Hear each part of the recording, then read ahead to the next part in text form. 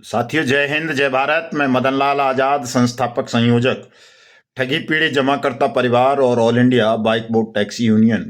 आज दिनांक 29 दिसंबर 2024 को आपके समक्ष प्रस्तुत हूँ। राजधानी दिल्ली से कुछ खास सूचनाएं, बड़ी बातें, विशेष समाचार आप सबको बताने के लिए। तो आप सबसे मेरा अनुरोध है कि वीडियो को पूरा ध्यान से सुन लें, इसे ज़्यादा से ज़्यादा शेयर कर दें, लाइक करें, कमेंट करें।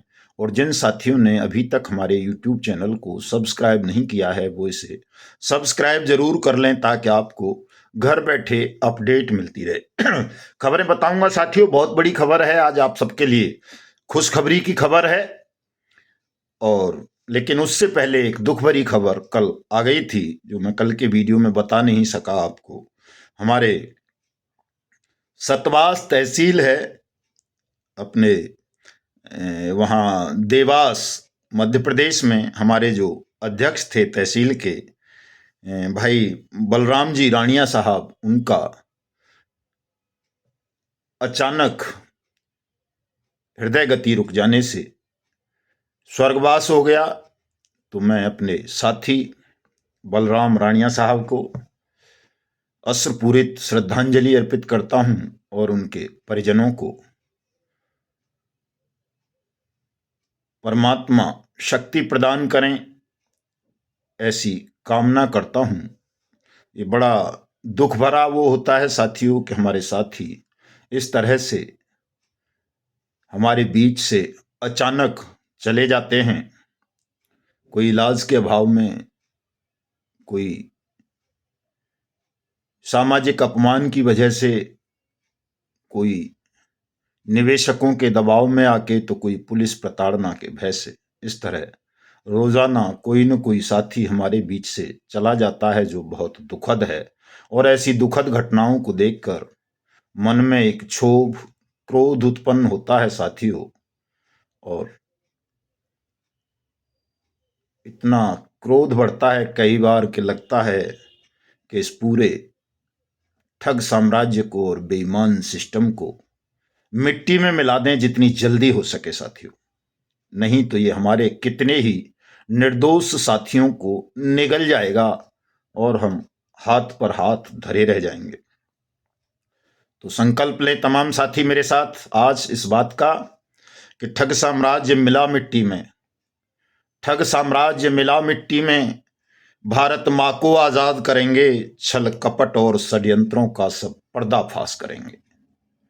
ये संकल्प लें तमाम साथी आज और अभी। बहुत सारे ठग बेईमान धमकी देते हैं हमको, उन्हें लगता है हम डर जाएंगे, झुक जाएंगे। कई प्रलोभन भी देते हैं, उनको लगता है कि वो हमें खरीद लेंगे। तो उन पर भी एक बात है साथियों, उन्हें भी मैं बता देना चाहता हूं कि मेरा नाम मदन लाल आजाद है। मदन मोहन भी कह देते हैं कुछ लोग। और मदन मोहन का मतलब जानते हो आप? बहुत कम लोगों को पता होगा। मदन का मतलब होता है कि जो ना स्वयं अहंकार करे, ना किसी दूसरे का अहंकार रहने दे, उसको मदन कहते हैं। और मोहन का मतलब होता है कि जो ना स्वयं किसी के प्रति मोहग्रस्त होता है, न किसी और को मोहग्रस्त रहने देता है, और उस मोह से बचाकर स्वयं को, समाज को, राष्ट्र को सत्य की ओर ले जाता है, उसे ही मदन मोहन कहते हैं। और साथ में मेरे नाम के तो आजाद भी जुड़ा हुआ है। तो भारत माँ की मुक्ति के लिए, निर्दोष, गरीब, मजलूम, दबे कुचले लोगों की मुक्ति के लिए, आजादी के लिए मुझे जो भी करना होगा वो मैं करूंगा। भले ही कोई परंपराएं तोड़नी पड़े, मर्यादाएं त्यागनी पड़े, तोड़नी पड़े, नई शब्दावली गढ़नी पड़े, नए सिद्धांत गढ़ने पड़े, नई दुनिया बनानी पड़े, जो भी करना पड़ेगा साथियों मैं करूंगा, तमाम लीक और परंपराओं से हटकर।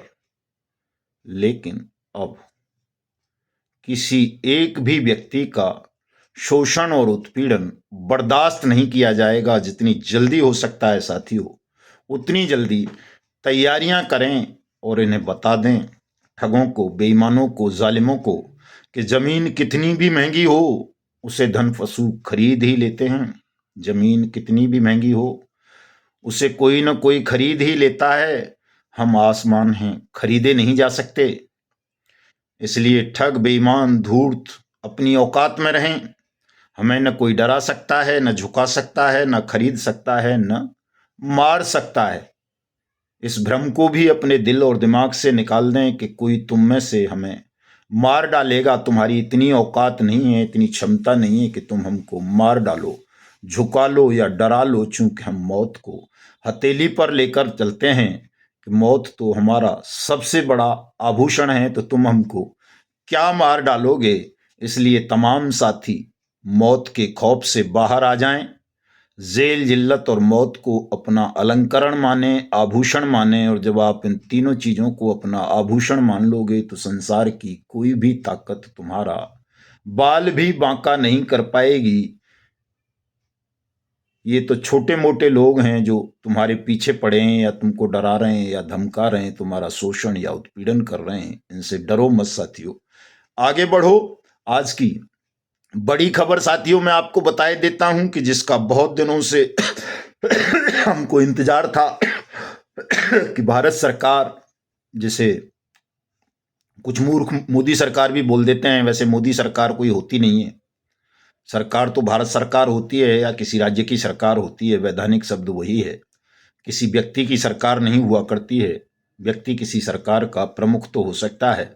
तो जो भारत सरकार है उसने साथियों साइंस सिटी स्कैम के मामले में वो पहल शुरू कर दी है, जिसकी लड़ाई या मांग हम बहुत लंबे समय से करते आ रहे थे।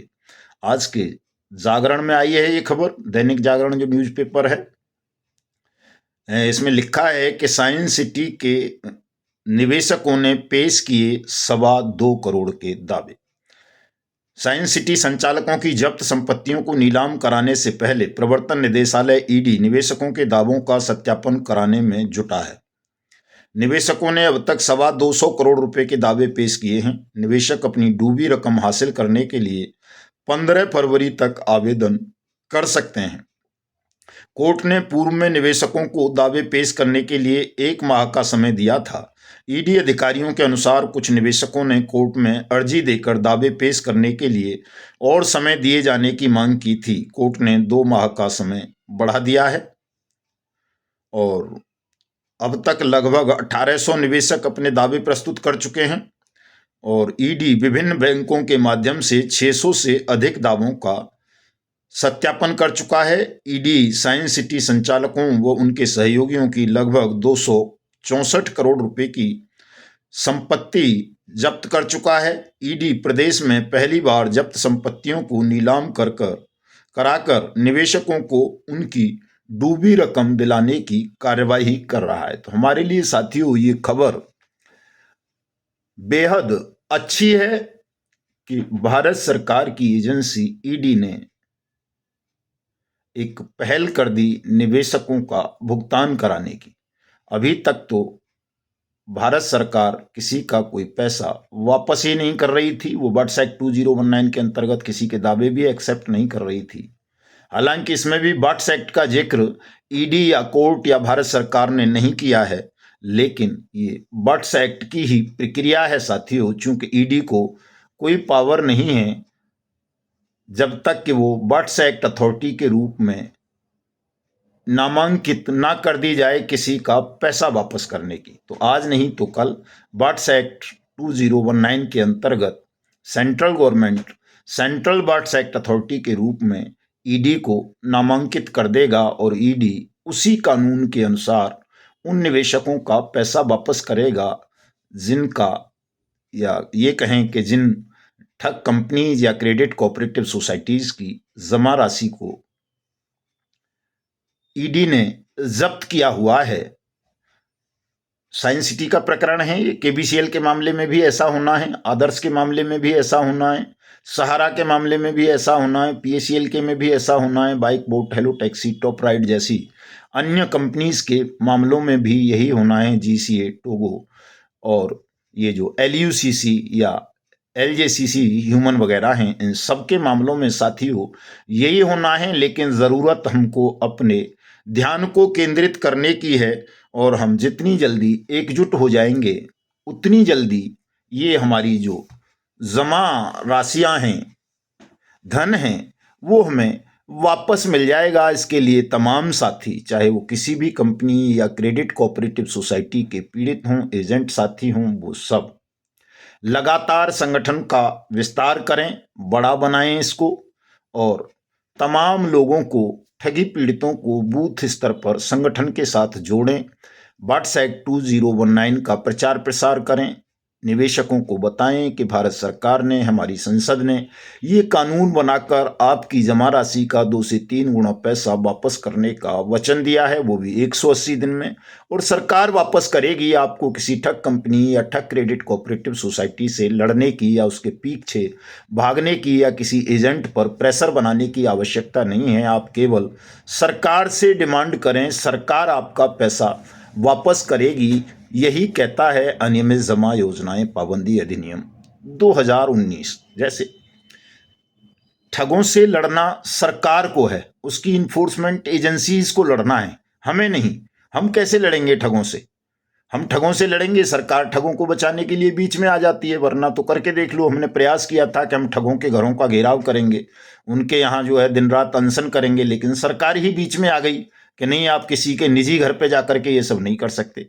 जब हम ये नहीं कर सकते, सरकार ठगों को बचाने के लिए तत्पर है, सजग है, तो सीधे सीधे फिर सरकार से ही हमारा टकराव होना चाहिए। वैसे भी कानून में सरकार को ही ये जिम्मेदारी दी गई है कि वो जनता का, ठगी पीड़ितों का, निवेशकों का पैसा वापस करे।